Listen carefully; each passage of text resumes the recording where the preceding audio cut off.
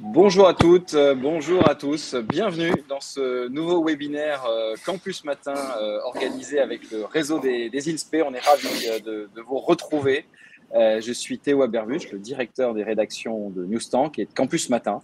Et on va pouvoir, avec nos invités, mes invités, débattre d'un sujet d'actualité qui est l'avenir de la voie professionnelle, du lycée professionnel, qui est l'un des chantiers de l'actuel gouvernement.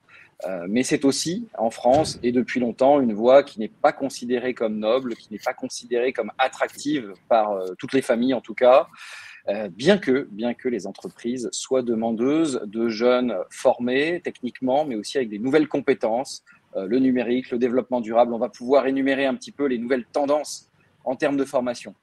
Évidemment, comme tout webinaire monté avec nos amis du réseau des INSPE, c'est l'occasion de se poser la question de la formation des formateurs, puisque évidemment, ces enseignants de lycée professionnel ont un rôle crucial à jouer et nous allons parler d'eux.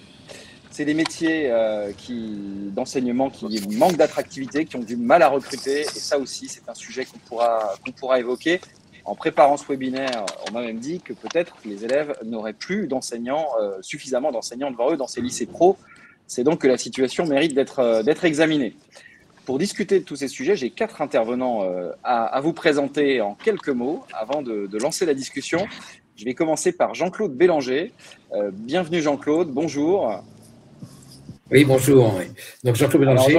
Oui, bonjour Madame de Carpentier. Oui, donc je suis le directeur général du cabinet Indicom Conseil, qui a pour objectif d'accompagner les CFA sur un développement stratégique les concernant pour ceux qui souhaitent se développer encore sur l'alternance et accompagner des écoles du supérieur qui souhaitent prendre en compte la modalité de l'alternance et pour cela, nous accompagnons quelques universités. Et je suis, entre autres, l'ancien secrétaire général des compagnons de devoir. Merci Jean-Claude. Et on va voir que vous êtes penché ces derniers mois sur les questions de réforme du lycée pro. Vous avez des infos pour nous. Elle nous parle d'assez loin, ça ne se voit pas à l'écran, mais Isabelle Recotier est actuellement en mission en Côte d'Ivoire, à Abidjan, et on vous remercie Isabelle d'être avec nous. Vous êtes économiste, d'un mot, je vous laisse vous présenter. Oui, bonjour tout le monde, je suis économiste du travail.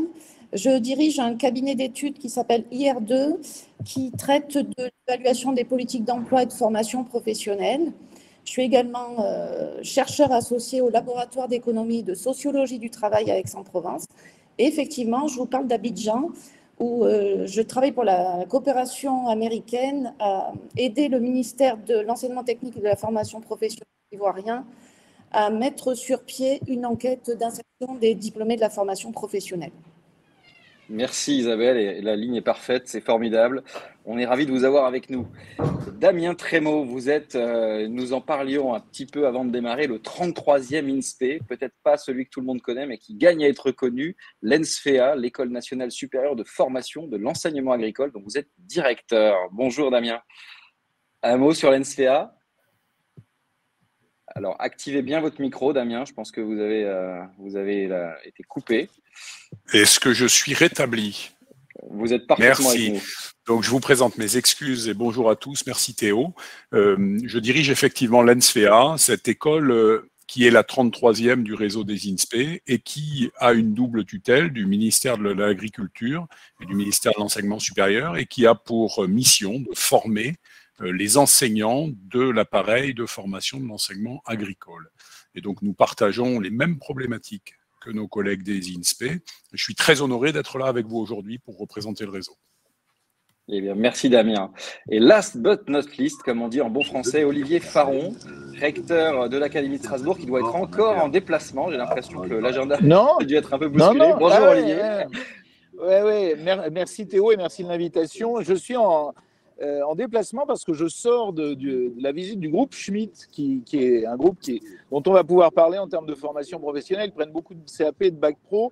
Donc, recteur de l'Académie de Strasbourg, et j'ai la chance et l'honneur de diriger un des groupes de la réforme de la voie professionnelle engagée par Carole Grandjean, qui est le groupe 3 sur l'insertion suite au diplôme professionnel. Donc, très heureux d'aborder ce sujet extrêmement important. Absolument. Puis on n'oubliera pas que vous avez dirigé aussi le CNAM, Conservatoire des Arts et Métiers, qui en matière de formation professionnelle a un petit peu d'expérience. Merci Olivier d'être avec nous. C'est vrai. Merci beaucoup. Merci à tous les quatre d'avoir accepté cette invitation. Alors je vais vous directement, comme on a une grosseur ensemble et qu'on va vraiment essayer aussi de répondre le plus possible aux questions de nos participants, que j'invite vraiment à utiliser le petit chat pour nous solliciter tout au long de ce webinaire. Je disais que j'allais vous demander directement quelque chose de presque impossible, c'est-à-dire de synthétiser chacun de votre fenêtre quand même, finalement, ce qui vous semble être les enjeux majeurs de cette voie professionnelle qui va nous occuper, histoire qu'on contextualise un petit peu ce webinaire et que vous nous disiez quels sont les points clés auxquels aujourd'hui le système fait face. Peut-être, Olivier, puisque comme vous le disiez, vous avez cette mission nationale lancée par Carole Grandjean dans le cadre de la réforme du lycée. Quelques éléments de contexte vu des recteurs et d'État. Alors, le contexte, il faut quand même avoir en tête qu'il a profondément changé. C'est-à-dire qu'aujourd'hui, nous sommes dans une situation où, fort heureusement, le chômage recule, l'emploi progresse, où il y a un contraste assez extraordinaire. C'est-à-dire qu'on commence à multiplier les métiers dits en tension ou les métiers qui cherchent des ressources humaines. Et d'un autre côté, il y a aussi des jeunes, et notamment ceux qui sortent des diplômes pro, je pense CAP, Bac Pro, qui souvent, au bout de 6 mois après leur formation, sont sans emploi. Donc, évidemment, on ne va pas faire de l'ajustement pur et simple, mais de préparer mieux nos jeunes, notamment dans les filières professionnelles, à avoir, je dirais, le parcours qu'ils souhaitent et le parcours pour lequel ils ont vocation à œuvrer, c'est un sujet fondamental. Donc ce n'est pas, parce qu'on peut entendre ça, une réforme qui s'ajoute à une autre réforme, c'est une réforme qui, comme le dirait notre ministre Papendiaï, mais la boussole, c'est la réussite des jeunes, comment on va les faire réussir pour eux d'abord, pour leur famille, mais aussi pour évidemment la réussite de notre pays. Donc je crois qu'on est au cœur du sujet. Jean-Claude Bélanger, merci Olivier. Jean-Claude Bélanger, de votre côté, alors c'est aussi une réforme sur laquelle vous avez travaillé, hein. C'est pas un secret pendant la campagne présidentielle. Qu'est-ce que vous pouvez nous dire en complément? Alors moi, je dirais qu'il y a le lien formation-travail qui est un enjeu capital pour les années à venir et entre autres pour répondre aux besoins des branches professionnelles. Pour renforcer un lien encore trop scolaire et il me semble important de dynamiser la posture des apprenants et renforcer certainement leur maîtrise des codes de l'entreprise afin d'accélérer leur montée en compétences. C'est vrai que l'adaptation des compétences aux besoins dans les délais de plus en plus courts nécessite auprès des jeunes d'avoir une adaptabilité au sein de leur emploi qui est de plus en plus complexe. Et c'est vrai que faciliter et accélérer l'intégration de ces primo-arrivants et maintenir leurs compétences dans la durée, pour moi, c'est un enjeu de la future réforme. Et ça se pose, selon vous, quelle que soit la filière, et à la fois qu'on parle du lycée ou des CFA. Hein. Quelle que soit la filière. Aujourd'hui, je trouve qu'il n'y a pas assez de rapprochement entre le monde de l'entreprise et le monde de la formation. C'est un sujet que l'on constate dans les CFA, car on voit bien qu'il y a 2 parallèles. Il y a le temps en entreprise et le temps dans le CFA, et il y a très peu de connexion entre ces 2 parallèles, et elle est encore beaucoup plus cliente auprès des lycées professionnels, et c'est pour ça que lorsqu'on avait proposé de toutes les années terminales de pouvoir les faire en alternance, c'est encore une fois essayer de rapprocher le monde économique avec le monde de la formation. Merci Jean-Claude. Isabelle Recotier, de votre côté, qu'est-ce qui vous semble essentiel en termes d'enjeux? Je vais rebondir sur ce que vient de dire Jean-Claude Bélanger parce que je pense que c'est un point essentiel, c'est l'accompagnement des jeunes apprentis dans l'entreprise et la formation des tuteurs. Je pense que c'est un point clé de la formation par apprentissage. C'est un point qui est laissé, je pense, un petit peu trop de côté jusqu'ici, qui mériterait une attention particulière. Moi, je vais quand même revenir sur un point qui m'est cher, qui est assez classique. Ça fait très longtemps que les chercheurs disent que l'orientation scolaire vers l'enseignement professionnel, c'est un point noir de l'enseignement professionnel, puisqu'on sait depuis très longtemps que les jeunes qui sont orientés vers... Alors, c'est à grands traits, il y a bien sûr des filières pour lesquelles ce n'est pas le cas, mais quand même, globalement, les jeunes qui sont orientés vers la voie professionnelle Ce sont des jeunes issus de familles plutôt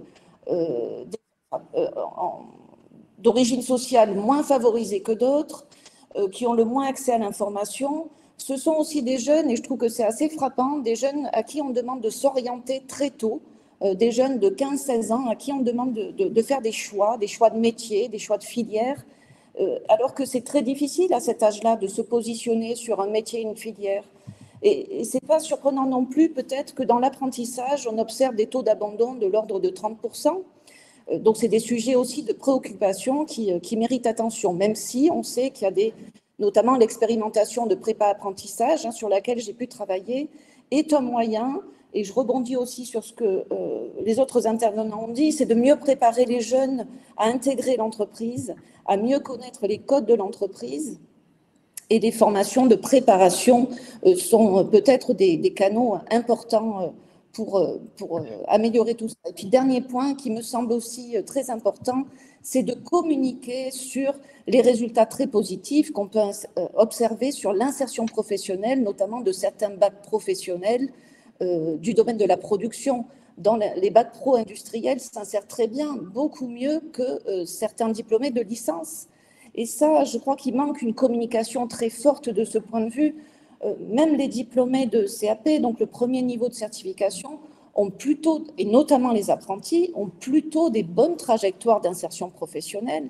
Je crois qu'il faut, pour revaloriser aussi cette voie de formation, il faut communiquer sur tous les points positifs. Voilà. On va creuser un peu cette question de l'orientation. Olivier Faron, peut-être une question un peu complémentaire. Il y a eu une réforme du lycée pro déjà sous le précédent quinquennat, avec la mise en place, voilà, on entend parler de mise en place de chefs-d'œuvre, il y a eu des nouveautés. Est-ce que vous avez un peu des éléments de bilan? Alors, merci Théo de cette question qui est quand même centrale, parce qu'on entend beaucoup pourquoi avoir une nouvelle réforme alors qu'une réforme a été faite.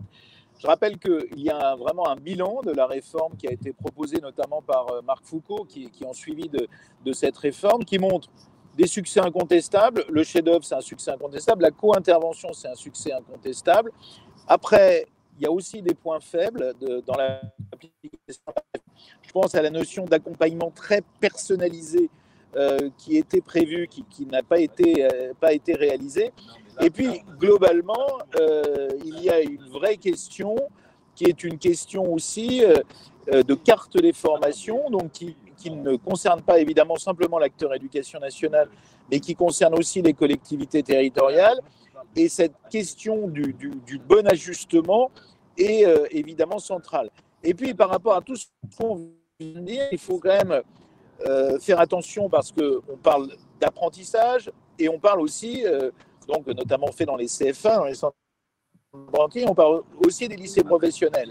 Et le bon ajustement, aujourd'hui, est vraiment très important d'ajuster entre les publics en apprentissage et les publics de lycées professionnels. C'est très important qu'on réfléchisse à mixité des publics, comment les deux systèmes se répondent l'un l'autre. Et j'allais dire d'apprendre des deux systèmes, parce que les lycées pro sont forts de leur plateforme technique. L'apprentissage, il y a aussi toute une richesse de l'apprentissage, notamment dans la transmission. Donc, il s'agit de tirer l'ensemble du système vers le haut. Et c'est très important qu'on ait cette préoccupation très en amont. Et je rebondis sur ce que vient de dire la collègue. C'est-à-dire qu'effectivement, il y a des filières type la filière industrielle qui sont lieu de débouchés. Il y a aussi des filières qui sont moins aujourd'hui forcément pertinentes par rapport au contexte économique. Donc, il faut alerter les jeunes sur ces contextes-là. Et il faut faire de l'ajustement, pas de l'ajustement automatisé, mais voilà, faire, en tout cas, informer de plus en plus tôt en termes d'orientation. D'où, d'ailleurs, la préoccupation du président de la République qui nous invite. Là, on a perdu Olivier. On fera connaître les métiers. Bon, vous avez été coupé sur la fin, Olivier, mais on a bien compris Non, juste la question de l'orientation. Je disais sur la question de l'orientation très tôt à partir de la classe de 5e. Très bien. Et Jean-Claude, sur cette question de l'orientation, justement, vous aussi qui avez vu le système professionnel de l'intérieur, hein, notamment Oui, les compagnons de devoir, oui. cette question de l'intérêt, de l'attractivité, du caractère noble ou pas de ces formations professionnelles, comment est-ce que vous l'appréhendez? Alors, il faut savoir que de tout temps, chacune et chacun des enfants qui sont autour de l'âge de 14-15 ans s'est interrogé ou s'est vu interrogé sur l'idée qu'est-ce qu'il fera demain ou l'idée est-ce qu'il va s'orienter vers un avenir professionnel. Et souvent, on lui pose la question tu feras quoi comme métier plus tard? Si pendant de nombreuses années et décennies, une grande majorité d'enfants n'ont pas toujours eu la vocation de savoir ce qu'ils allaient faire très tôt, c'est vrai que pour eux, de décider à l'âge de la classe de troisième de s'orienter vers un métier lorsqu'ils n'ont pas la possibilité de poursuivre leurs études pour aller plus loin, c'est vrai que c'est un coup de leur vie, c'est un moment de leur vie où on leur demande de choisir. Et c'est vrai que les enfants n'ont pas l'occasion de côtoyer des adultes en situation professionnelle. Le monde du travail, de par le fait qu'ils soient méconnus, donc par peur, n'encourage pas à y rentrer. Et il y a une telle diversité d'emplois qu'il est difficile aussi de choisir. Les parents se sentent trop souvent désemparés devant l'avenir de leur enfant. Les personnes chargées de l'orientation ou du conseil en orientation ne connaissent pas dans l'évidence le monde du travail, ni les besoins, ni les aptitudes naturelles des enfants. Les besoins matériels, les loisirs, l'image de soi sont tels que l'argent est devenu un facteur important, ce qui parfois impose des revenus substantiels, dont des choix orientés vers des situations professionnelles lucratives.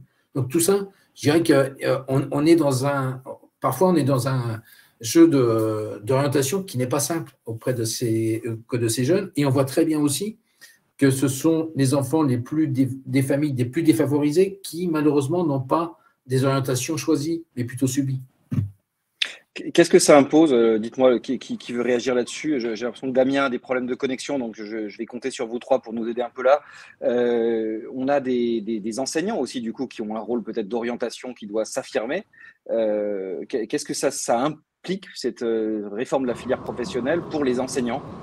Olivier, ça vous voulez réagir? En fait, il y a quand même une question. Encore une fois, je reviens pour nous, le lycée professionnel, c'est vraiment le cœur du système. Il est servi par, pas simplement des enseignants, mais aussi, par exemple, les DDFPT qui assurent le lien avec le monde de l'industrie. Il est servi par aussi, évidemment, les responsables des établissements et les personnels administratifs. Donc la question, elle est, quel est à la fois le bon équilibre entre une formation qu'on pourrait qualifier de plus théorique et une formation plus pratique. Ça, c'est le premier enjeu qu'il faut définir clairement. Quel socle, quelle base vont permettre aussi aux jeunes à terme de rebondir. Et puis, probablement, parce que chacun partage l'idée qu'il y a probablement un renforcement nécessaire du passage en entreprise sous une forme ou une autre, mais à commencer par l'apprentissage, se pose la question du bon niveau de formation des maîtres d'apprentissage, de tous ceux qui assurent le tutorat en entreprise.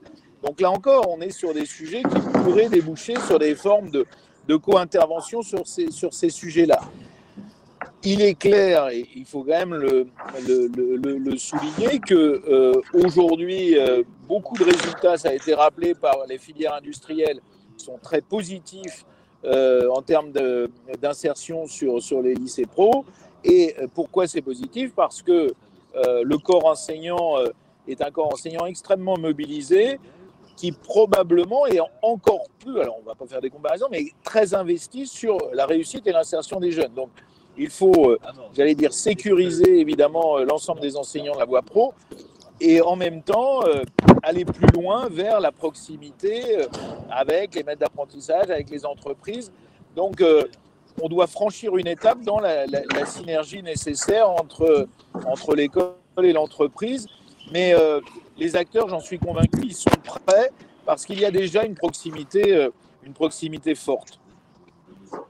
Merci Olivier. Alors Damien, justement, Damien Trémaux, me tourner vers vous. Maintenant qu'on a un peu brassé les grands enjeux, les rapprochements école, lycée, entreprise, la question de l'accompagnement, qu'est-ce qui, du côté de la formation des enseignants, de ces enseignants en lycée professionnel, vous semble être les grands enjeux, et notamment en matière d'orientation? On va évidemment détailler tous les points qui ont été évoqués dans les minutes à venir. Alors, merci beaucoup Théo. Je regrette d'avoir été déconnecté parce que j'écoutais avec beaucoup d'attention ce qui se disait précédemment et je m'apprêtais bien évidemment à rebondir dessus. J'étais resté en particulier sur ce que disait Jean-Claude Bélanger précédemment sur l'acquisition des codes de l'entreprise pour les jeunes. Et finalement, ça fait le lien direct avec ce qui était dit juste précédemment par Olivier Faron, où en effet, l'entreprise et l'école doivent être beaucoup plus en lien. Alors, il se trouve que dans l'enseignement agricole, on a cette antériorité depuis 1960. Les professions de l'agriculture et plus largement du rural, des métiers du rural, siègent dans les conseils d'administration et sont partie prenante dans la construction des référentiels et des diplômes. Pour autant, tout n'est pas parfait. Ça a beaucoup avancé aussi de ce côté-là, je pense, dans l'enseignement professionnel en général. Et pour répondre à la question de l'orientation, on a eu pendant longtemps des orientations assez subies dans ce secteur-là. Alors, est-ce que c'était parce que l'enseignement professionnel était déclassé dans la représentation, ou est-ce qu'il a été déclassé parce que l'orientation était subie? Je suis bien incapable de le dire. Pour autant, il semble que ça aille mieux de ce côté-là. Mais subsiste malgré tout la difficulté d'amener la totalité des populations vers l'orientation qu'ils choisissent et qu'il faut pas perdre de vue que certaines orientations sont par défaut du fait de critères sociaux ou du fait de critères géographiques. Donc ça aussi, puisque j'entendais très récemment un discours sur la difficulté à couvrir 500 000 emplois en France alors qu'on a encore beaucoup de chômeurs et que ces problématiques-là relevaient probablement plus de la mobilité et de l'accessibilité que d'absence de volonté de faire. Donc je pense qu'on a les mêmes problèmes dans l'enseignement professionnel, en tout cas sur l'orientation. Vous parliez de l'enseignement agricole, je profite pour vous relancer. On a lu à plusieurs reprises, et notamment Carole Grandjean, lors d'une audition parlementaire, dire que cette filière de l'enseignement agricole pouvait servir un petit peu de modèle, ou en tout cas d'inspiration pour la réforme à venir de la voie pro. Alors, évidemment, l'enseignement agricole, comme je vous l'ai dit, d'abord, il est jeune. Et quand on a la jeunesse, on peut s'appuyer sur l'expérience des aînés, ce qui est un peu le cas de cet appareil qui, à la fois très ancien et à la fois plus moderne dans sa version qui date de 1960 et avec toutes les lois qui l'ont fait évoluer. Cet enseignement agricole, l'une des grosses particularités, c'est qu'il réunit en général dans un même lieu et avec une offre très complémentaire, la formation continue et continuée, la formation par apprentissage et la formation par voie scolaire. Donc ces trois voies, on le sait, sont extrêmement complémentaires, même si aujourd'hui l'évolution de l'enseignement professionnel pose aussi la question de l'organisation de l'apprentissage et réciproquement, hein, dans la mesure où effectivement on a des choses comme ça. Ce qui n'empêche pas pour autant que dans l'agriculture ou les métiers périphériques, il y a aussi des CQP, et quand il y a des CQP, c'est que certaines branches ont considéré que l'offre de formation de l'appareil scolaire n'était pas suffisamment ou suffisante par rapport à leurs besoins immédiats. On décrypte pour nos participants, donc CQP, certificat de qualification professionnelle. Hein, donc voilà, on va venir à cette question de l'offre. Tiens, Isabelle Recotillet, je vais vous proposer de réagir à la question qui nous est posée dans le chat. Alors, elle a une réponse, c'est sans embâche. Quel âge serait idéal pour l'orientation des jeunes à la formation professionnelle? Alors, c'est exactement sur ce point que je voulais intervenir. Ben voilà. Il y a quelque temps, j'ai eu la chance de travailler sur une étude un peu comparative de l'orientation vers la voie professionnelle dans les différents pays européens. Et cette question-là, elle est étroitement liée à la question qui était soulevée tout à l'heure par Olivier Faron sur la question des savoirs fondamentaux, des compétences plutôt pratiques, des acquis en entreprise. Et justement, la question, enfin l'enjeu, c'est plus on oriente tôt, plus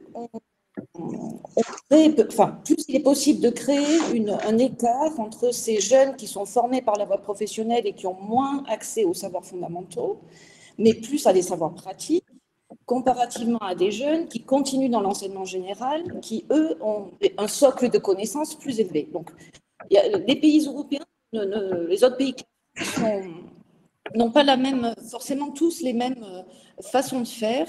Et il y a des pays qui orientent de manière plus précoce que d'autres.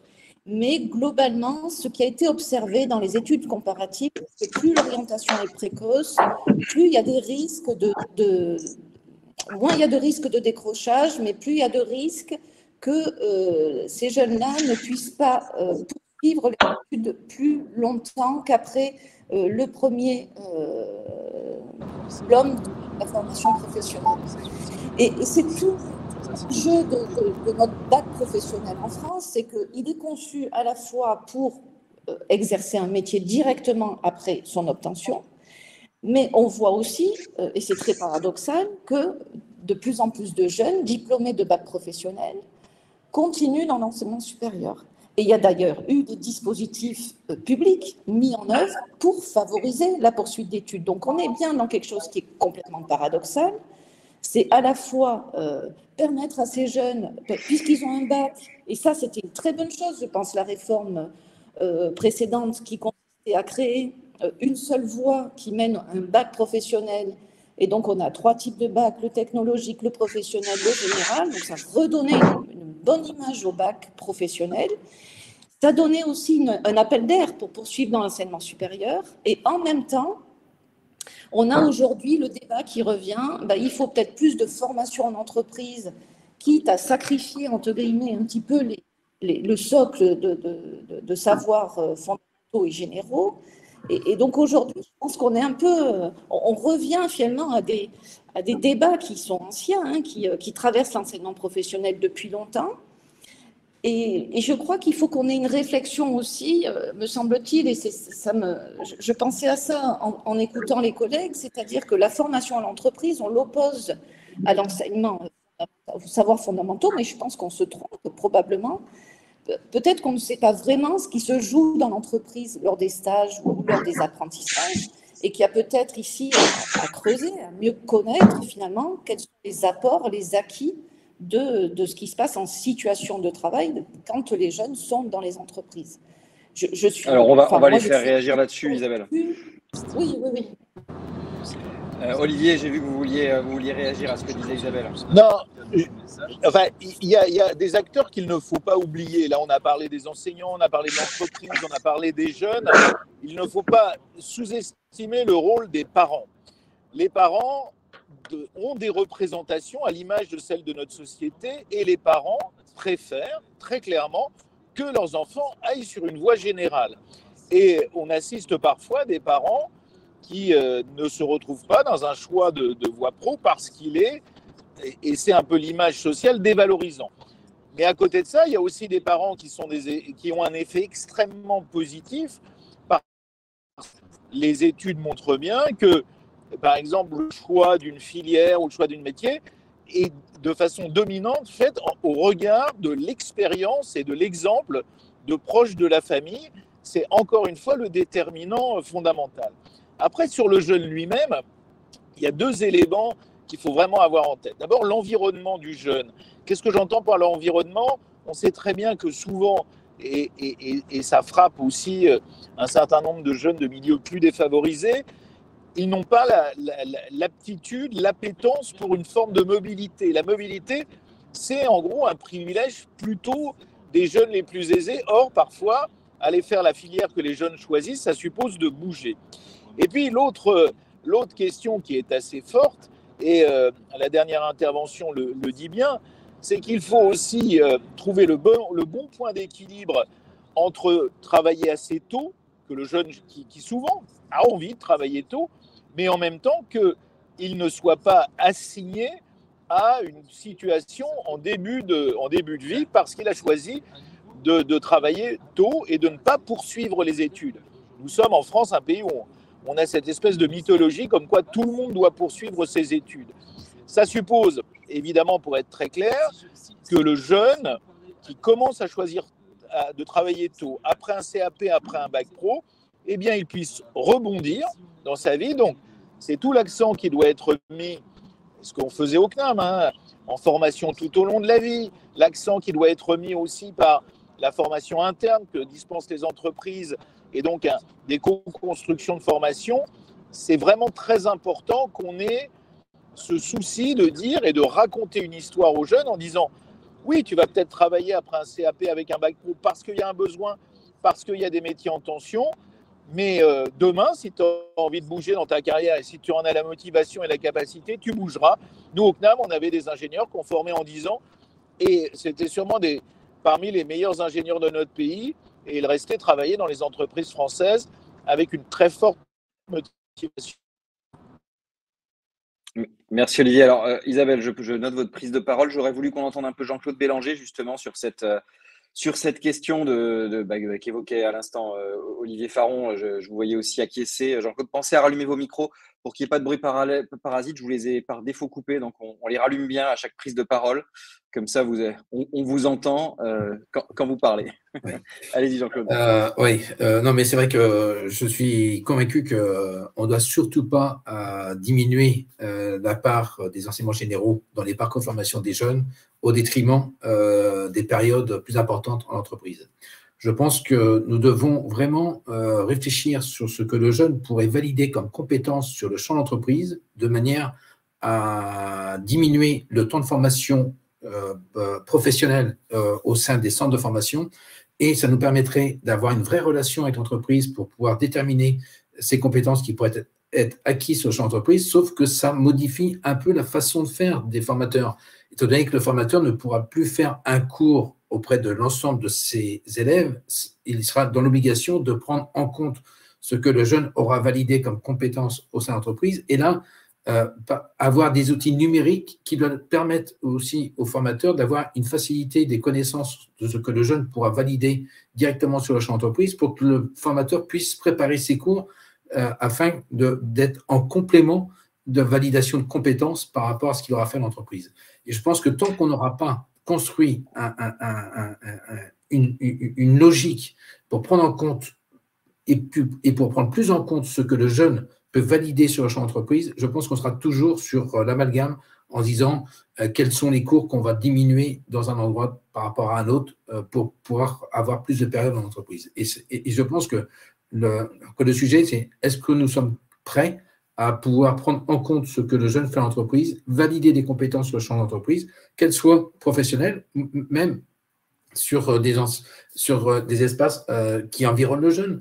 S'il est investi en tant que citoyen, en responsabilité, dans une association ou dans tout sujet, c'est-à-dire que le jeune pourrait aussi valider des compétences lui-même et après que le formateur soit le dernier valideur des compétences validées par les uns et les autres, on pourrait certainement trouver un outil qui nous permettrait d'avancer beaucoup plus vite et de pouvoir prendre en compte l'ensemble des situations de la vie d'un jeune, que ce soit dans sa citoyenneté ou dans l'entreprise. Alors Isabelle, vous vouliez réagir d'un mot peut-être, et puis ensuite on vient vers Damien pour parler de cette question de l'évolution de la posture des formateurs. Allez-y Isabelle. Oui, je voulais juste renforcer ce que venait de dire Olivier Faron sur la question du jeune et de son environnement. J'ai lu récemment une étude qui a été faite par l'Observatoire des bâtiments et travaux publics sur l'entrée des jeunes apprentis dans cette filière de formation. Et c'était très frappant ce qui montrait, c'est-à-dire sur cette filière en particulier, enfin ces filières en particulier, c'est que les jeunes, il y a une catégorie de jeunes, ils ont fait une catégorisation des primo-entrants, et qu'il y a une catégorie de jeunes qui s'orientent vers le BTP parce que c'est le lycée professionnel de proximité. Voilà, c'est tout simplement ça. Il y a toute une catégorie de jeunes qui sont dans cette logique et ça rejoint aussi la question des moyens qu'ont les parents de pouvoir permettre à leurs jeunes enfants d'être mobiles, le souhait d'être mobile aussi, qui est un frein fort. Et inversement, il y a des jeunes une autre catégorie, qui se projettent dans les métiers parce que ce sont des métiers qui permettent d'évoluer, qui permettent d'aller vers l'entrepreneuriat, par exemple, de prendre des responsabilités, de progresser dans la vie active. Donc, on a différentes typologies de jeunes, et ça, peut-être, effectivement, on n'a pas assez de recul là-dessus et d'informations un peu partagées. Merci Isabelle, effectivement, point essentiel. Damien, on tourne autour de la question de la posture de l'enseignant, de son lien avec l'entreprise et aussi des savoirs dont disposent les jeunes. Là, il y a une question ou une remarque qui dit si les jeunes ne maîtrisent pas les fondamentaux, lire, écrire, compter et réfléchir, c'est pas l'entreprise qui leur donnera ça. Quel est votre regard là-dessus sur ces compétences à acquérir et à donner pour les enseignants d'INSPE ou de l'ENSFEA que vous dirigez? Remettez bien le micro, vous êtes le seul à avoir le pouvoir de le faire. Voilà, toutes mes excuses. Donc, effectivement, juste rebondir peut-être préalablement sur 2-3 éléments. Savoir ce que les jeunes acquièrent comme compétences en entreprise. Il ne faut pas mépriser le fait qu'un grand nombre de chercheurs travaillent sur ces sujets. On parlait tout à l'heure du CNAM. Il y a un laboratoire du CNAM et une unité de recherche mixte à laquelle d'ailleurs participe aussi l'enseignement agricole sur le lien entre ce qui se passe dans l'entreprise, les apprentissages en entreprise et les apprentissages à l'école. Donc la recherche travaille et percole jusqu'aux enseignements dans les INSPE, ça c'est une réalité. Je vous rappelle que les INSPE sont inscrites dans les universités et c'est ce principal intérêt. L'autre sujet que je voulais aborder, c'est aussi de dire que la construction même des référentiels, là, excusez-moi, je vais aussi parler de l'enseignement agricole. Sur la filière professionnelle, pour arriver à un référentiel de formation, on commence par décrire un référentiel professionnel et ensuite on décrit un référentiel de certification. Dit autrement, pour valider les compétences du référentiel professionnel, on va les certifier et c'est la base de la certification qui fait descendre à la formation. Et pour arriver à la formation et pour arriver à former, on va déterminer un certain nombre de situations professionnelles qui sont soit vécues, soit significatives, décrites. Et ces situations professionnelles, une fois décrites, on est capable de dire à quelle discipline elles font référence. Et c'est là qu'entre en jeu le découpage disciplinaire. Donc c'est une approche qui est particulièrement intéressante, puisque cette approche dite capacitaire, c'est-à-dire qu'on va déterminer les capacités à acquérir pour les jeunes pour devenir compétents dans les domaines. Donc une fois que je dis ça, c'est une manière d'introduire la question de la pluridisciplinarité qui est aujourd'hui essentielle. C'est-à-dire que tous les grands sujets qui nous traversent, et là bien au-delà de la simple liaison école-entreprise ou de l'insertion des jeunes, dans les grands sujets qui nous traversent, les seules réponses que nous pourrons apporter seront pluridisciplinaires. Donc, on a cet enjeu dans nos écoles, pour les jeunes et pour l'entreprise, de décloisonnement, c'est-à-dire de démontrer que la totalité des disciplines contribue à la mise en œuvre de compétences. On parlait donc évidemment de mathématiques, de langage. Le premier accès à la connaissance, c'est le langage. Donc évidemment que la question du langage, elle est socle, elle est fondamentale, de la même façon que la question des grands principes scientifiques sont aussi nécessaires à l'épanouissement. Et enfin, peut-être pour terminer, Isabelle Recotillet parlait de la question de la mobilité. Mais la mobilité, bien sûr, on peut l'aborder sous l'angle géographique, mais l'enjeu fondamental qu'on a aussi, c'est la mobilité professionnelle, la mobilité au long de la vie, entre secteurs d'activité, dans les différents métiers. Et donc, nous avons cet enjeu de faire acquérir à travers des compétences transversales que les Anglais nomment soft skills. Nous avons, nous, l'école, l'ambition de faire acquérir cette agilité intellectuelle et de compétences aux jeunes pour pouvoir aller vers cette mobilité. Aujourd'hui, on sait que un individu normal, dans sa vie, fait au moins 6 métiers différents. Et donc, il faut qu'on prépare à cela. Et nous le faisons dans les INSPE et à l'ENSFEA. Merci Damien. Olivier Faron, sur ses compétences, à acquérir justement des compétences peut-être plus transversales, la prise en compte du numérique. Et puis, on imagine que ces jeunes, ils ont aussi envie d'entendre parler de développement durable, de transition, comme on le voit beaucoup dans l'enseignement supérieur. Il y a des adaptations à avoir en transversal? Alors, d'abord, il faut que, grossièrement, tous les systèmes de formation sont adaptables et doivent être adaptés. On l'a bien vu dans ce que le ministre Papendiaï a rappelé, c'est-à-dire sur l'importance des mathématiques qui a probablement été un temps sous-estimée. Donc, il faut qu'on soit très, très aigu. Moi, je pense que la dernière intervention montre bien que il y a les compétences, j'allais dire socles, disciplinaires, fortes, et il faut que les jeunes, et je crois qu'on a convergé tous les quatre sur cette idée qu'un jeune de filière professionnelle doit avoir un vrai socle de contenu disciplinaire, des aptitudes fortes en français, en mathématiques, et qui vont d'ailleurs lui permettre de rebondir demain. Mais à côté de ça, et la dernière intervention le disait bien, il y a à renforcer les compétences psychosociales et la manière d'appréhender l'entreprise. Les compétences psychosociales, parce que probablement notre système ne met pas assez l'accent par rapport à d'autres systèmes de formation internationaux sur, j'allais dire des valeurs, j'allais dire des vertus, sur la curiosité, l'esprit d'entreprendre, enfin des éléments forts. Et précisément, nous avons à travailler sur la manière dont les jeunes vont appréhender le monde de l'entreprise, vont être capables aussi de le rejoindre. Donc, c'est des choses qui peuvent être extrêmement basiques, comme par exemple, comment faire un bon CV, comment comprendre dans quelle logique, qui est bien sûr différente entre une PME et une grande entreprise. Et puis, et là aussi, je pense qu'on va tous concorder sur le fait qu'il faut distiller parmi les jeunes cette idée que l'entreprise, eh bien, d'abord, ils peuvent la créer eux-mêmes, et puis, voilà, elle est aussi fondamentalement, ce n'est plus germinal, l'entreprise, c'est un monde d'innovation, c'est un monde d'épanouissement, c'est un monde aussi de réussite. Il ne s'agit pas de ne chanter les louanges et les sirènes que de l'entreprise, mais de rappeler que à l'intérieur d'une entreprise, eh bien, le collectif de travail a changé, les méthodologies ont changé, donc les formes d'épanouissement, donc de réussite des jeunes vont être différentes.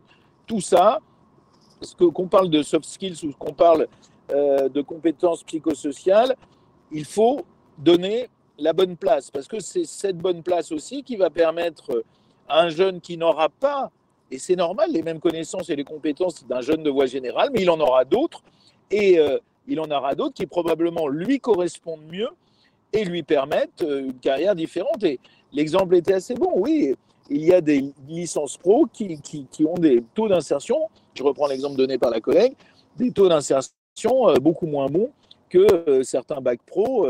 Là, j'ai été visiter, c'est pour ça que je suis en déplacement, le groupe Schmitt, connu pour faire ses cuisines Schmitt. Eh bien, les jeunes réussissent très rapidement avec un bac pro dans le groupe Acélesta et ont des carrières très intéressantes. Merci Olivier, merci pour ces explications et puis pour l'exemple de terrain en direct. Jean-Claude Bélanger, alors il y a beaucoup de choses qui sont dites et des réactions dans le chat. J'en retiens une première qui est finalement la capacité de l'entreprise aussi à accueillir, à donner envie. Un intervenant du chat a parlé de marque employeur. D'autres disaient il faut que l'entreprise se pense aussi comme lieu de formation. Enfin, il y a et puis Olivier a eu cette formule, c'est plus germinal. Est-ce qu'aujourd'hui, la réalité de l'entreprise qui embauche un jeune en apprentissage ou en sortie de lycée pro est effectivement plus accueillante, plus adaptée aux attentes de ces jeunes? Ou est-ce que, comme toutes les entreprises et à tous les niveaux de formation, elles sont un peu déstabilisées aussi par ces nouvelles générations? Non, je crois qu'aujourd'hui, quand on regarde, et je le vois à travers mon cabinet, quand on regarde l'investissement de l'entreprise dans le parcours de formation d'un jeune, on pourrait attendre évidemment autre chose que ce que l'on peut constater. Aujourd'hui, nous constatons des entreprises qui sont en manque de main-d'œuvre, donc parfois nous avons l'apprenti qui se trouve un peu la variable de ce manque dans l'entreprise. Parfois, nous avons des apprentis qui sont aussi objectivés par un manque de main-d'œuvre aussi dans ces entreprises. Donc, ça veut dire qu'aujourd'hui, on a un vrai travail aussi à faire avec les branches professionnelles pour leur donner la responsabilité sur lesquelles la loi et la réforme de 2018 leur donne cette responsabilité.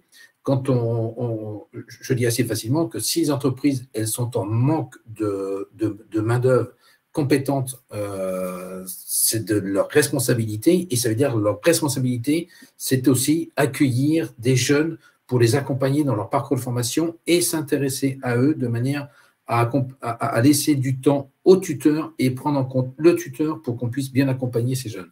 Aujourd'hui, on ne peut pas être satisfait de la façon dont les choses se passent par cette déconnexion qu'il peut y avoir entre le monde de l'entreprise et le monde des CFA comme des lycées pro. Aujourd'hui, il y a un vrai besoin de rapprochement. Il faut que les organisations professionnelles se saisissent de ce moment pour se rapprocher de l'écosystème de la formation.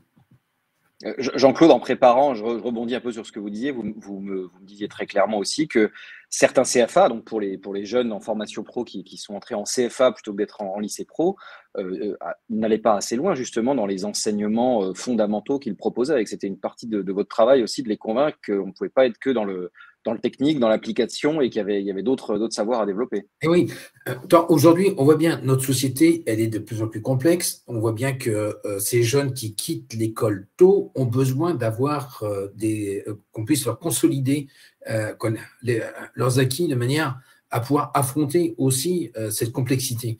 Et si on a autant parfois de jeunes qui se trouvent désabusés et qui s'orientent vers tout un tas d'orientation, vers tout un tas de décisions, on peut se poser la question, comment se fait-il que ces jeunes-là ne puissent pas avoir de recul sur les positionnements qu'ils peuvent prendre, et ne pas avoir de discernement sur les différentes positions qu'ils peuvent prendre.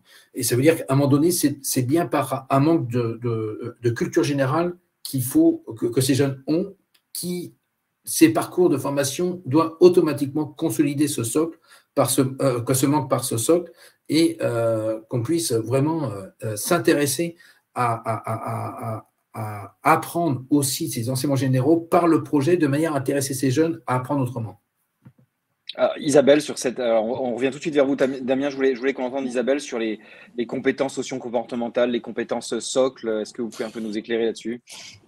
Moi, j'avais envie de réagir sur plusieurs points. Alors, sur ce sujet-là, moi, je trouve, mais c'est un point de vue très personnel, donc je veux bien débattre avec les collègues, c'est que ce soit dans l'enseignement professionnel, technologique ou général, il me semble que les pédagogies, en tout cas, je parle vraiment à grands traits, mais que les pédagogies mises en œuvre dans l'éducation de manière globale, elles laissent elles marginalisent en fait le droit de se tromper. Les jeunes, alors, quel que soit le type d'enseignement, il faut qu'ils réussissent, et puis l'échec, c'est toujours un problème. Alors que je crois que dans l'enseignement professionnel en particulier, je crois qu'il faut laisser la chance de se tromper sur la filière qu'on a choisie, donner la chance de rebondir sur une autre filière et de ne pas mettre le jeune en échec. Mais bon, voilà, je pense que ça c'est pas forcément mon domaine de compétence à moi, mais de tout ce que j'observe, de tous les travaux que je conduis sur la question de l'insertion, de l'orientation, je pense qu'il y a quand même quelque chose qui tourne autour de ça. On parlait des valeurs, des vertus, mais laissons aussi aux jeunes le droit de faire des erreurs et de ne pas les écarter trop vite. Le deuxième point sur lequel je voulais rebondir, c'est que par rapport à l'entreprise, ce qu'on sait des dernières données, en tout cas existantes, c'est que les jeunes, à l'issue de l'apprentissage, il y en a 1 sur 2 qui va être recruté dans l'entreprise dans laquelle il a fait son apprentissage. Ça veut dire qu'il y en a 1 sur 2 qui va être recruté ailleurs. Mais ce sont des données relativement...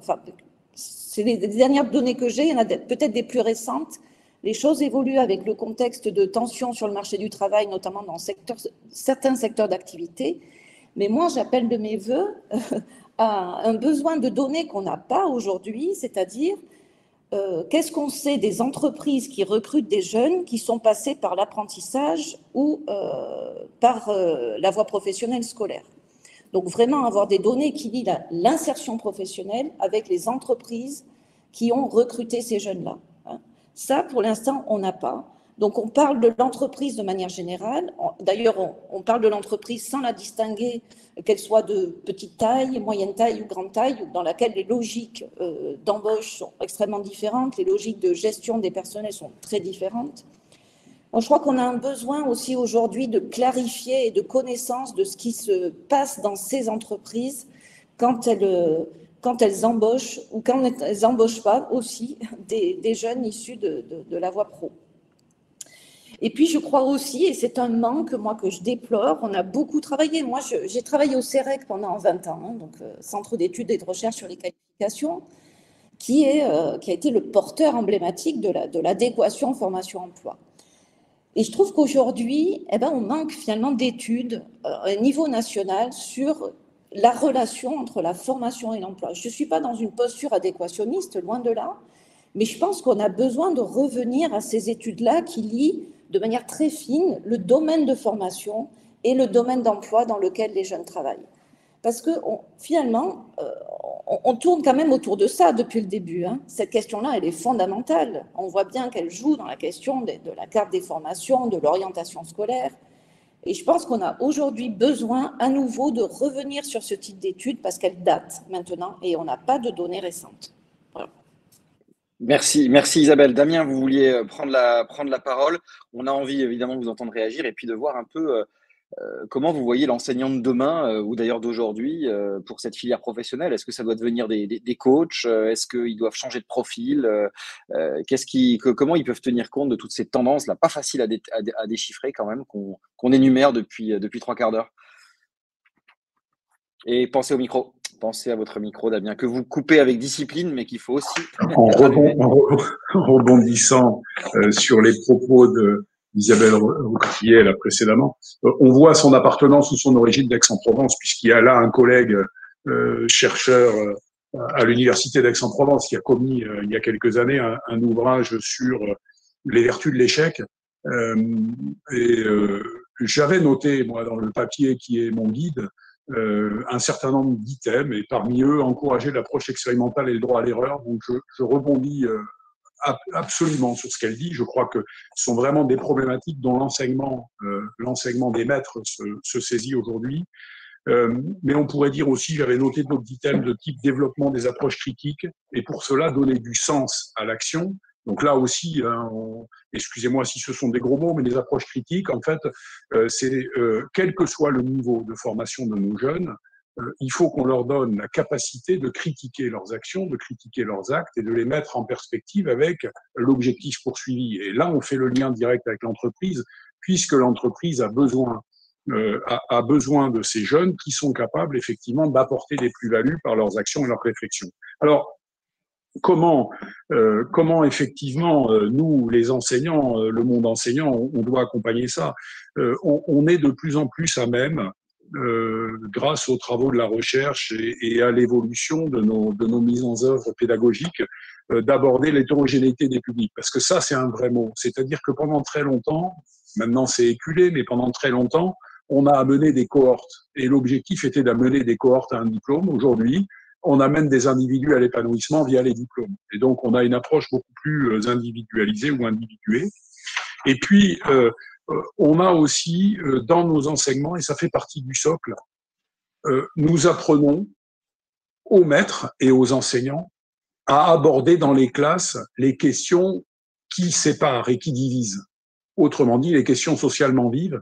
Et ça fait partie aussi de leur capacité à évoluer en entreprise parce que ça développe les compétences psychosociales et ça évite les clivages qu'on voit aujourd'hui et qui posent problème au développement et à l'adaptation. Donc, par contre, et je pense que c'est d'être dans le milieu de l'éducation. Je pense évidemment que c'est important de se nourrir des résultats d'insertion professionnelle par diplôme. Pour autant, j'attache à titre personnel, et je crois que c'est notre cas à nous tous, beaucoup d'importance à la propédeutique. On disait tout à l'heure le socle. Il ne faut pas dénier le fait qu'une bonne orientation, certes, elle peut conduire à un métier, mais elle conduit à une élévation de l'individu et des individus. Et c'est ça aussi que nous devons faire, et c'est aussi le challenge de l'entreprise. Merci Damien. Alors je relève parce que c'est plus une remarque qu'une question, mais cette proposition dans le chat qui est de ne plus parler de droit à l'erreur, mais de droit à l'essai pour peut-être mieux communiquer avec les jeunes. C'est vrai que ça aurait un côté quand même, voilà, c'est bien de parler de droit à l'erreur, mais ça fait peut-être peur. Droit à l'essai, c'est peut-être plus vendeur. Olivier Faron, je me retourne virtuellement vers vous. Il y a une question très directe dans le chat aussi, qui est de dire, est-ce qu'on peut vraiment consolider des socles, comme on est en train de le dire, avoir des compétences transversales, mais avoir moins d'heures disciplinaires? Il y a beaucoup de débats autour de temps de stage, temps en présence en lycée, avec cette réforme de la voie pro. Donc, comment on peut résoudre la quadrature du cercle là? Alors, d'abord, moi, je voudrais quand même rassurer tout le monde. La réforme n'est pas écrite. Il y a eu une réflexion antérieure, elle a été rappelée, à laquelle Jean-Claude Bélanger a participé. Il y a des lignes directrices. Il y a eu un discours très important du président de la République en Sorbonne fin août, mais la réforme n'est pas écrite. Et les groupes de travail, et je rappelle qu'il y a 4 groupes de travail présidés chacun par une rectrice ou un recteur, eh bien, ils vont faire avancer les choses. Et je peux vous dire que dans notre groupe de travail, il y a vraiment des propositions très constructives. Tous les participants sont extrêmement volontaristes, engagés, et je ne doute pas qu'on mettra des propositions sur la table. Donc rien n'est écrit, et je crois que c'est important de le rappeler.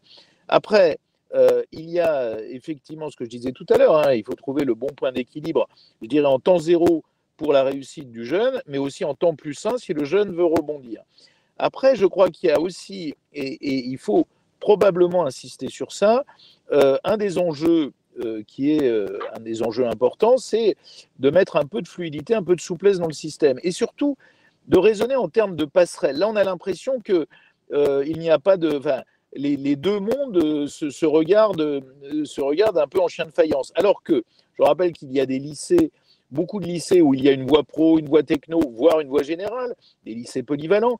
Et puis, il y a beaucoup de dispositifs sur lesquels il faut quand même dire un mot très rapidement, mais qui sont importants, qui sont en quelque sorte des dispositifs qui sont des passerelles. Je pense à une 3e métier. Tous les résultats des 3e métiers marchent bien. En collège, des jeunes sont pris autour d'un métier. Ils anticipent la voie pro. Et puis, il y a, à contrario, en seconde, des secondes tremplins, des secondes rebonds, qui permettent à un jeune qui probablement n'a pas eu la bonne orientation à rejoindre une filière générale, eh bien, de rebondir vers la voie pro. Donc, il faut travailler sur ça, et c'est vraiment très important. C'est-à-dire qu'il faut que, ça rejoint peut-être le droit à l'essai, mais en tout cas, les avenirs ne sont pas figés, c'est aux jeunes de les construire. On ne peut pas demander à un jeune, et ça a été dit plusieurs fois, de 15-16 ans, de se projeter dans ce qu'il va faire après. Il faut l'écouter, l'accompagner et surtout lui permettre des rebonds, des tremplins. Regardez les documents sur l'apprentissage tels qu'ils ont été publiés suite à la réforme portée par Muriel Pénicaud. Eh bien, on voyait par exemple un licencié qui allait faire un CAP, qui avait eu une licence de l'enseignement supérieur, qui allait faire un CAP. Donc, l'avenir, il est aussi, on l'a dit, à des changements de carrière, des changements de parcours. Et nous, système qui assure la cohérence, à nous d'introduire toutes ces marges de manœuvre, ces marges de rebond, ces possibilités de changer de parcours à un moment ou à un autre.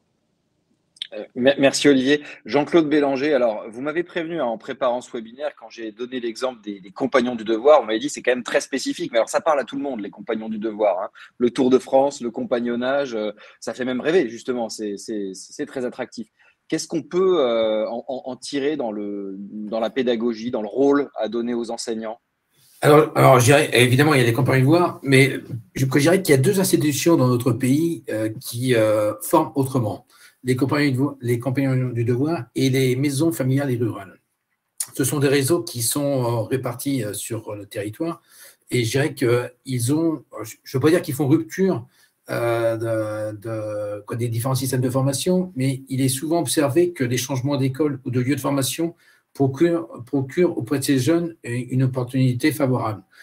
Que l'on quitte une école où on ne se sent pas très bien, ou que l'on choisisse une nouvelle école pour l'idée que l'on s'en fait, les changements s'avèrent parfois bénéfiques. Ces structures sont souvent organisées à taille humaine, où la question de la relation domine celle du nombre. L'implication des familles, ça a été dit tout à l'heure, choisir ou accepter de vivre une situation de formation par alternance où ou à temps plein pour son enfant est un choix engageant et la gestion de l'organisation de ces structures permet d'apprendre autrement et de vivre autrement. Les équipes pédagogiques et les modalités de la vie de ces structures s'efforcent d'impliquer les parents.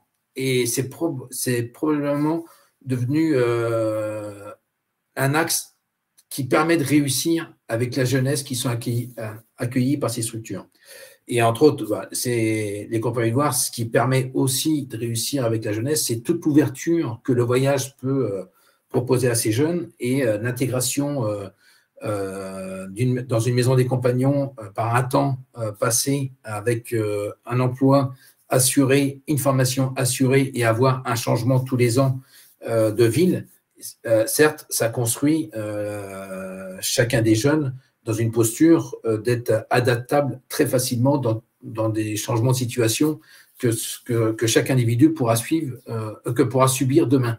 Et c'est vrai que ces jeunes ayant vécu toutes ces expériences, évidemment, ce sont des jeunes qui sont beaucoup plus maniables, adaptables et prêts à rebondir face à une difficulté d'emploi qu'ils pourront avoir pour s'extraire sur d'autres horizons.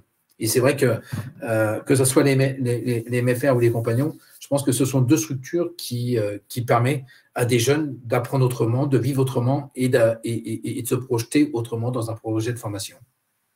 Alors, merci Jean-Claude. Olivier, peut-être une question. Alors, j'essaye de toujours donner la priorité aux questions, y compris très concrètes du chat. Il vous a été demandé, là, dans votre précédente intervention, de savoir si la seconde spécifique STHR, donc, sauf erreur de ma part, sciences et techniques de l'hôtellerie, est une seconde tremplin. Je ne sais pas si vous avez la réponse tout de suite ou si on la donnera ultérieurement, mais on tente de vous la poser. Merci en tout cas de l'exemple de l'hôtellerie et de la restauration, parce que c'est vraiment un domaine sur lequel il y a une forte envie des jeunes, et on voit beaucoup d'exemples de jeunes, et très concrètement, alors après c'est académie par académie, hein, les questions de tremplin, donc nous avons un dispositif vers le lycée Alexandre Dumas Hellkirch, qui est un des meilleurs lycées hôteliers de notre pays. Et nous, précisément, nous accueillons, nous faisons cette possibilité de rebondir vers une seconde à Hellkirch quand on se rend compte que le jeune n'est pas heureux en filière générale, que son projet, c'était le projet de faire de l'hôtellerie, de la restauration ou du tourisme, parce que c'est les trois métiers. Et donc ça, nous le facilitons dans ce cadre-là. Et honnêtement, et je parle sous...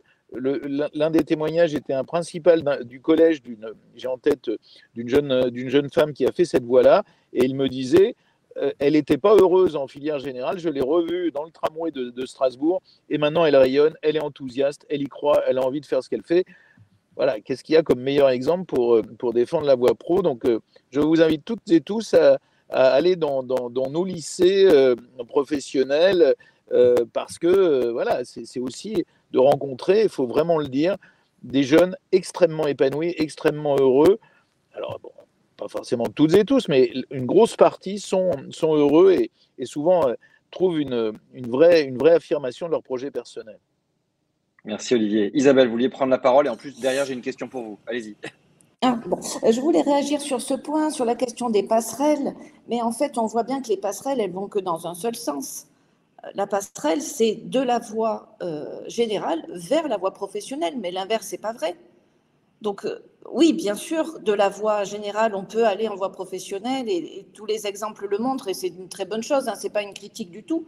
Mais je crois qu'aujourd'hui, c'est peut-être aussi ça qui fait que l'image de la voie pro, elle évolue pas encore assez vite, c'est que l'inverse n'est pas vrai. De la voie professionnelle, je ne peux pas revenir en filière générale. Ou alors, attendez, l'exemple, excusez-moi, je me permets, l'exemple que je donnais, Olivier, on est là pour débattre. Non, mais l'exemple que je donnais de jeunes licenciés revenant vers un CAP, où j'ai été l'autre fois dans un lycée pro, et il y avait des jeunes qui sortaient d'un master, voilà, et qui faisaient une formation professionnelle dans un lycée professionnel sur un métier très particulier autour du cycle, autour du vélo. Non, il y a bien sûr, il y a d'autres exemples. nous, au CNAM, on prenait beaucoup de personnes qui, effectivement, avaient des filières, avaient des formations trop théoriques. Donc, les équilibrages, il faut les faire dans les deux sens. Et on peut imaginer qu'un jeune, par exemple, dans des domaines du numérique, ait commencé par une filière très professionnalisante et après, on l'accompagne. Donc, c'est toute cette question des passerelles et des compléments sur lesquels il faut travailler. Merci Olivier. Et puis on voit aussi un témoignage qui va dans ce sens dans le chat. Isabelle, un point qu'on a évoqué en préparant et qui pour l'instant passé un peu en filigrane, c'était la question de cette relation, évidemment, école, entreprise, lycée, entreprise. Vous me parliez de l'enjeu vraiment d'un véritable copilotage, de la question aussi du rôle des tuteurs. Vous l'avez un peu évoqué, hein, mais est-ce que vous voulez un petit peu préciser là-dessus pour qu'on puisse faire réagir aussi les autres intervenants? Alors, je suis en train de travailler sur ce sujet, notamment à partir des données sur les contrats d'apprentissage, dans lesquels on a de l'information sur la proportion de maîtres d'apprentissage qui sont formés. Et alors, bon, je commence à peine à travailler là-dessus, mais il semble que c'est quand même encore assez faible. Donc, je pense qu'il y a un vrai travail de relations partenariales entre les établissements de formation et les entreprises, au travers notamment de la formation des maîtres d'apprentissage. Donc, je pense que là, il y a vraiment un chantier à ouvrir. Et moi, je suis plutôt du côté des données. Je travaille plutôt dans le domaine des études. Donc, je crois que là aussi, il y a un chantier, qui mérite d'être largement creusé. Et j'ai oublié le début de votre question, pardon. Non, mais c'est bien, c'est sur cette question de la certification des maîtres. Enfin, certification, c'est moi qui le dis, vous avez dit les former. J'allais demander à Damien s'il fallait former et certifier les maîtres d'apprentissage. Damien Trémaux. Alors, probablement qu'il faille le faire. D'ailleurs, les dispositifs de l'apprentissage, et depuis de nombreuses années, n'ont pas attendu les réformes et le travail de Madame Pénicaud et de ses collaborateurs pour se pencher sur le sujet, puisque bien avant, et depuis fort longtemps, il y avait des réunions obligatoires de maîtres d'apprentissage pour mettre en relation les CFA et les entreprises, mais il y avait aussi des déplacements obligatoires du CFA dans l'entreprise pour des bilans partagés, des regards croisés sur les apprentis, etc. Donc, ce sont des choses qui existent. Pour autant, et là, ça fera plaisir probablement à Jean-Claude Bélanger, puisqu'il l'avait abordé dans son propos préliminaire, je crois, c'était de dire que si on transfère une partie de la certification aux maîtres d'apprentissage, ce qui est probablement souhaitable sur un certain nombre de gestes et de compétences qui peuvent être évaluées qu'en situation de travail, il y aura nécessité d'une formation, ne serait-ce que la certification répond à des méthodes et à des processus qui sont très bien décrits et sur lesquels il faudra co-construire. Moi, je suis un partisan, et nous sommes, nous, dans les INSPE en particulier, partisans de ce type de choses. On travaille déjà avec des dispositifs de certification ou de labellisation pour le tutorat de nos maîtres et pour l'encadrement de nos maîtres. Donc, ce sont des choses qu'on expérimente dans le secteur de l'enseignement et qui sont déjà d'ailleurs fortement expérimentées aussi dans d'autres secteurs. Enfin, pour terminer, mais juste pour un petit pas de côté, nous avons dans l'enseignement agricole des dispositifs qui s'appellent des CFPPA, qui sont à l'enseignement agricole ce que les GRETA sont à l'éducation nationale. Et dans ces CFPPA, l'un des diplômes emblématiques, qui est un BP, un diplôme de niveau bac, qui forme aux responsables d'exploitation agricole. Dans toutes les promos de BPREA dispensés en formation continue, on trouve des publics de gens qui ont un niveau seconde et des gens qui ont des doctorats. Et donc, ce qui prouve bien que les dispositifs de formation tout au long de la vie, dès lors qu'ils sont pertinents et adaptés à des métiers, permettent à chacun de s'y retrouver, quel que soit le niveau et l'origine, générale ou professionnelle. Ça laisse effectivement des perspectives. Et puis, on a vu monter ces jeunes aussi qui, sortant de grandes écoles, bifurquent. Voilà, c'était notamment le cas à AgroParisTech. Reprendre une exploitation, voilà, ils finissent peut-être dans vos CFPPA. Jean-Claude, vous vouliez réagir puisque Damien vous a tendu la perche?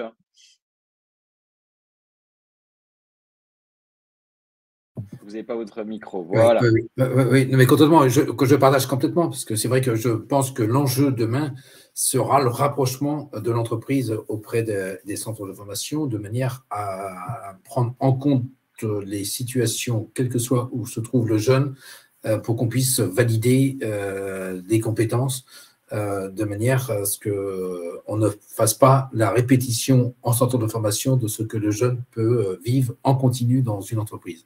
Et c'est vrai que les acteurs concernant, entre autres, l'entreprise, nous allons devoir les travailler de manière à ce que les tuteurs puissent être formés afin d'accompagner certainement beaucoup mieux les jeunes que ce qu'ils peuvent proposer aujourd'hui.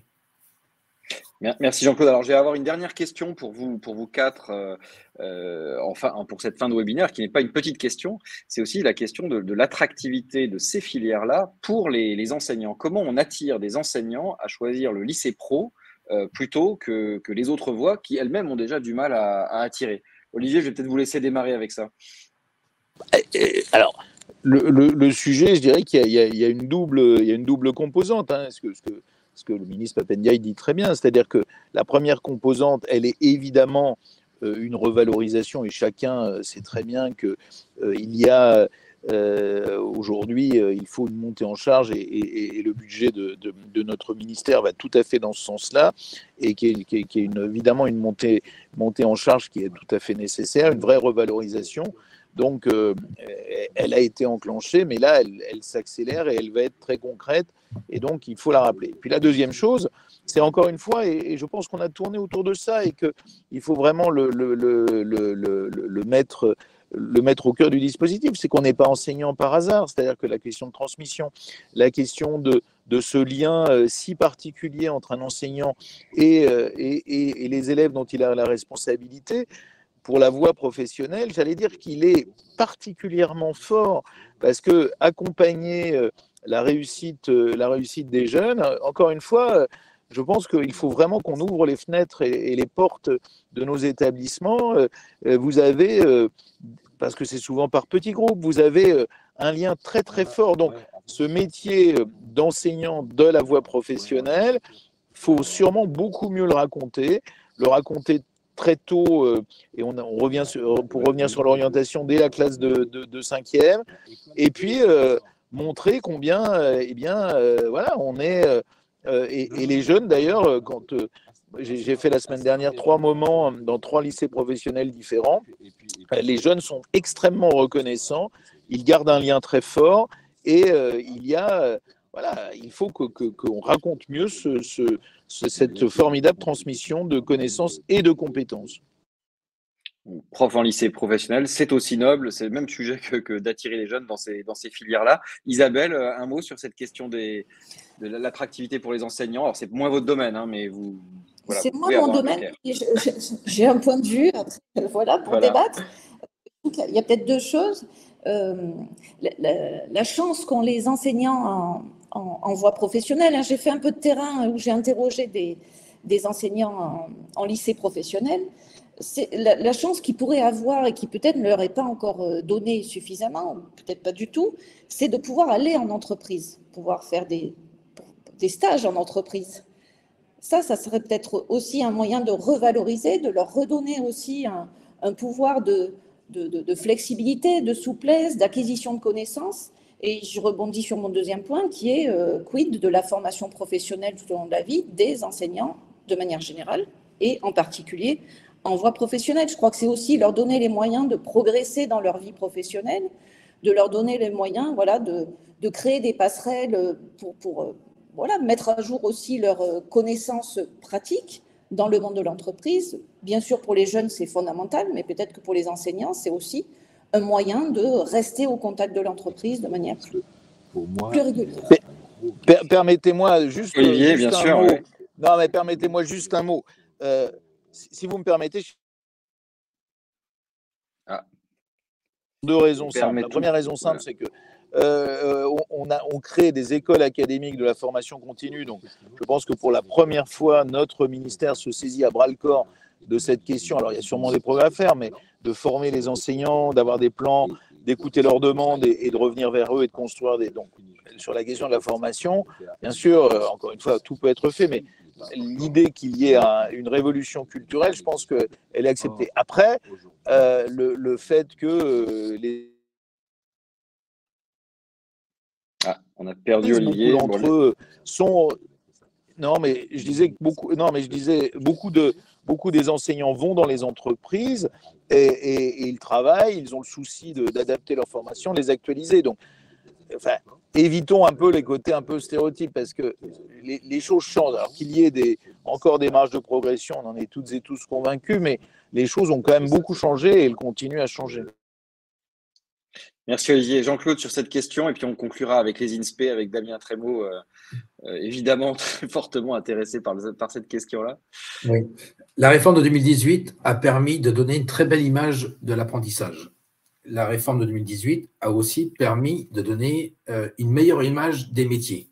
Et je pense que le recrutement des enseignants dans les lycées pro passera aussi par une image différente que l'on donnera des métiers de manière à ce que ces enseignants puissent considérer ces métiers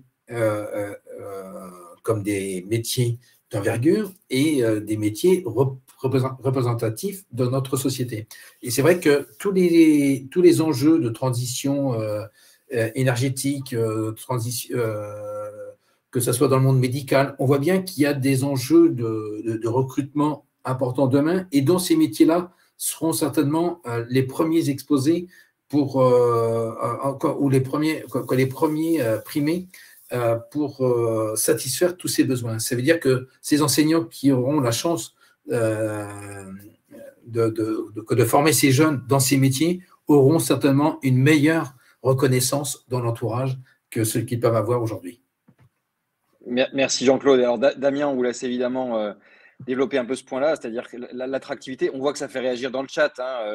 Il y avait des stages en entreprise, ils ont été abandonnés, l'enseignant pas à vie, donc peut-être aussi des gens qui auraient eu une première vie professionnelle et qui rejoindraient les INSPE ou l'ENSFEA pour se former. Comment est-ce que vous vous positionnez du côté du réseau des INSPE?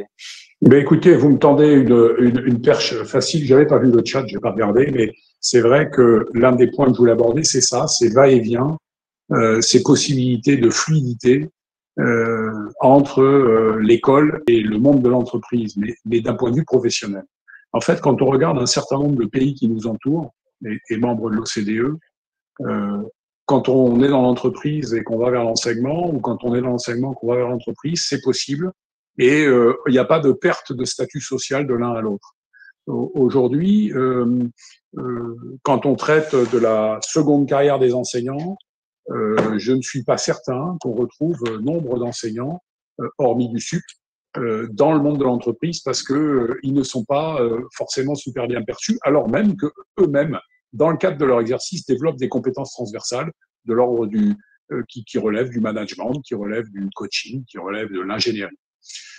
Ceci étant, il y a cette question, tout à l'heure, on a parlé de l'attractivité par les salaires, mais effectivement, une étude juin 2022, il y a un rapport parlementaire qui met en évidence, de manière très, très objective, la question du traitement des enseignants en France qui est inférieur à la moyenne européenne et qui est plutôt dans la partie basse. Pour autant, c'est certainement pas seulement cela. Je pense aussi qu'il y a une réflexion à avoir dans l'écosystème, et c'est vrai que Olivier Faron le disait, la mise en place d'un certain nombre de dispositifs, les écoles académiques de la formation continue, la formation continuée qui doit être encouragée et sur laquelle on se pose des questions, c'est-à-dire que la formation initiale des enseignants, de la même manière que pour n'importe quel professionnel, n'est pas une fin en soi et qu'il convient de se fixer des jalons pour pouvoir accompagner de la formation tout au long de la vie parce que le périmètre change, la société change. Et enfin, pour terminer, un constat. Malheureusement, ce que disait Jean-Claude Bélanger est vrai sur les choses un peu émergentes, les disciplines émergentes, les secteurs émergents, mais même sur ces secteurs émergents qui sont plutôt attirants quand on parle du numérique, des agrobiosciences, des technologies, de la santé, même sur ces secteurs-là, il y a des difficultés de recrutement. Donc, il faut vraiment qu'on se penche dessus et pas seulement sous l'angle du traitement salarial, mais il y a un vrai sujet de reconnaissance sociale. La noblesse dont nous parlions pour la voie professionnelle en tout début de webinaire, se retrouvent en fin de webinaire dès lors qu'on parle de l'attractivité des métiers. Et ben voilà une très belle conclusion. Merci Damien. Nous sommes, voilà, il y a un peu plus que midi et quart. On est au terme de ce webinaire. Merci à vous quatre d'avoir participé. Le replay, évidemment, va être rendu disponible sur Campus Matin. Campus Matin qui en fera aussi une petite synthèse écrite. Et d'ores et déjà, puisque Campus Matin envoie sa newsletter le jeudi, je vous invite à découvrir les articles de la semaine qui sont en ligne. Et la newsletter va vous parvenir dans les toutes prochaines heures. N'hésitez pas à la suivre. Et dernier point, la date n'est pas encore tout à fait calée, mais on vous donne rendez-vous dans le cadre de l'événement annuel de Campus Matin et Newsstand qui s'appelle Think Éducation et Recherche. Avec le réseau des INSPE, nous parlerons très largement de la raison d'être des métiers enseignants, voilà, puisque c'est le thème général de notre événement. Et nous nous retrouverons pour un prochain webinaire fin janvier autour de cette question de la raison d'être. On sera donc en plein prolongement de ce qu'on vient de se dire. Merci à vous quatre, merci à vous tous dans le chat et à très bientôt. Au revoir. Ok. Bon, ok.